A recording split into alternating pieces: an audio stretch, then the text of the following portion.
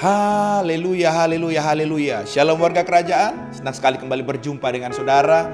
Dimanapun saudara berada, doa saya biarlah setiap kita tetap sehat dan dalam pemeliharaan Raja kita yang sempurna. Haleluya. Nah, saudara masih dalam serial tentang kemerdekaan. Haleluya.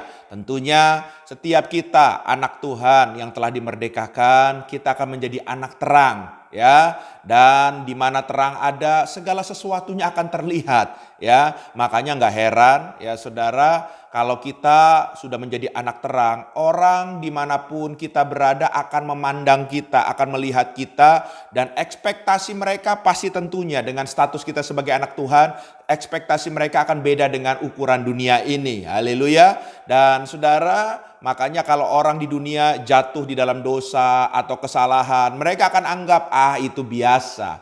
Tapi bagi anak Tuhan, apalagi pelayan Tuhan yang sudah melayani atau hamba Tuhan, saudara, seantero jagat raya itu bisa rame saudara, ya. Oleh sebab itu, marilah kita sebagai anak Tuhan, anak terang yang sudah dimerdekakan, kita harus bisa menjaga hidup kita bisa menjaga sikap kita. Haleluya. Nah, masalahnya ada banyak anak Tuhan atau anak terang yang merasa posisinya sudah betul, hidupnya sudah betul. Padahal waktu dia ada kembali di komunitas atau di lingkungan di mana Tuhan membawa mereka, orang menjadi pembicaraan buat di dunia tersebut, di lingkungan tersebut, menjadi buah pembicaraan, menjadi cibiran. Mereka, saudara terkasih dalam Tuhan, akan bilang, kok anak Tuhan seperti itu ya, kok pelayan Tuhan seperti itu. Tapi orangnya tersebut nggak sadar ya saudara. Oleh sebab itu, yuk kita mari sama-sama berkaca sebagai anak terang yang sudah dimerdekakan. Sebetulnya Alkitab kepengen kita seperti apa sebetulnya. Haleluya. Mari kita lihat sama-sama yang pertama saudara ya. Kita lihat sama-sama dalam Galatia pasal yang kelima. Ayat yang pertama dikatakan, supaya kita sungguh-sungguh merdeka, Kristus telah memerdekakan kita. Karena itu berdirilah teguh dan jangan mau lagi dikenakan kuk perhambaan. Haleluya. Saudara perhatikan baik-baik, di situ ada kalimat berkata Kristus telah memerdekakan kita. Jelas ini adalah kata-kata atau kalimat yang cenderung aktif, bukannya pasif. Ada inisiatif dari Raja di atas segala raja, Tuhan kita, Tuhan Yesus, untuk memerdekakan saudara dan saya. Haleluya. Kenapa Kristus mau capek-capek memerdekakan saudara dan saya? Ya, karena yang pertama tentunya dia mengasihi saudara dan saya. Dan yang kedua tentunya dia ingin mau mengembalikan kita kepada tujuan awal penciptaan yang dia inginkan kepada saudara dan saya sebelum Adam dan Hawa jatuh dalam dosa. Dia ingin mengembalikan agar saudara dan saya punya relasi kembali dengan dia, tidak terputus karena dosa. Haleluya. Makanya Kristus rela datang ke dunia dan dia rela mati di atas kayu salib. Cuman satu tujuannya, untuk menebus dosa saudara dan saya dan mengembalikan hubungan kita dengannya. Haleluya.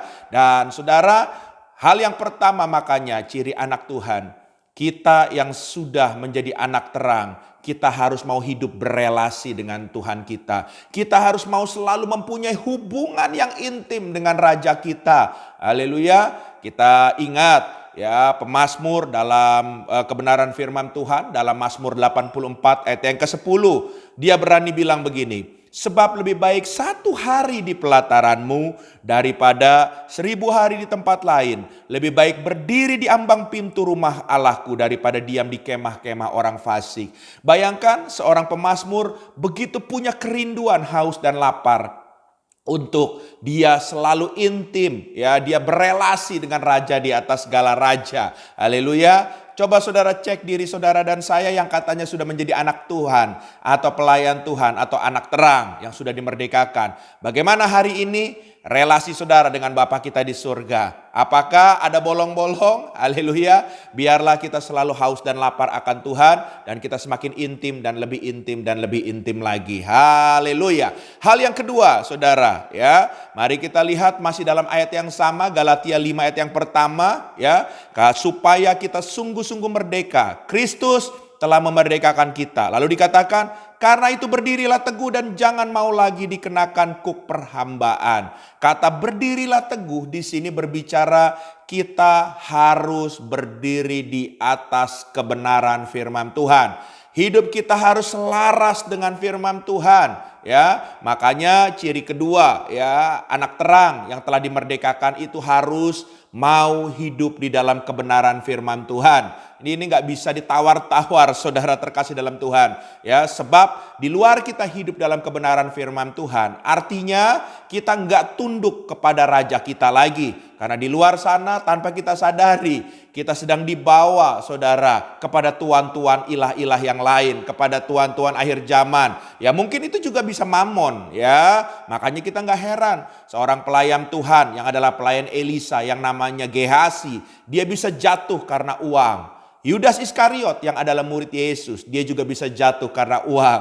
Hanya 30 keping uang perak, dia masih mau menjual Yesus yang adalah gurunya, yang adalah kita tahu raja di atas segala raja. Haleluya. Nah, oleh sebab itu di luar kebenaran firman Tuhan, kita juga bisa terikat dengan mamon, kita bisa terikat dengan okultisme, kita bisa terikat dengan dunia ini. Hati-hati, biarlah saudara terkasih dalam Tuhan sebagai anak terang, hiduplah di dalam kebenaran firman Tuhan.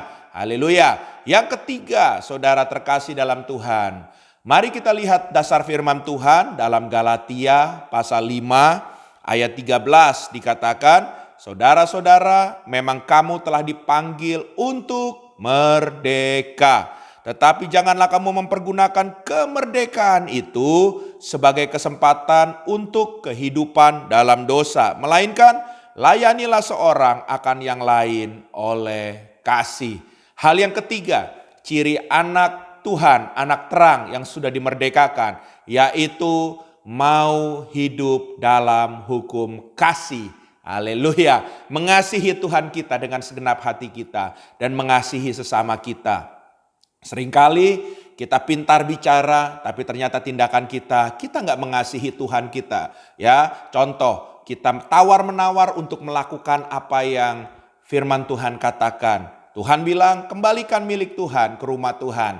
Saudara, kita tawar-menawar. Untuk satu ini saja kita susah, saudara. Tuhan bilang, beribadahlah ke rumahku. Seringkali kita berkata, Tuhan, online aja deh Tuhan. Padahal seharusnya kita sudah bisa, ya, dengan mengikuti protokol kesehatan. So, pesan saya hari ini, kasihilah Tuhan. Dan jangan lupa juga, kita lihat jiwa-jiwa yang ada di sekitar kita. Sebab hati Tuhan mengasihi jiwa-jiwa yang terhilang, yang terbuang, yang belum mengenal Tuhan. Dan Tuhan akan pakai melalui hidup saudara dan saya, melalui kasih Tuhan yang ada dalam diri kita, terpancar kepada mereka supaya mereka mengenal Tuhan yang adalah Raja di atas segala raja. Haleluya.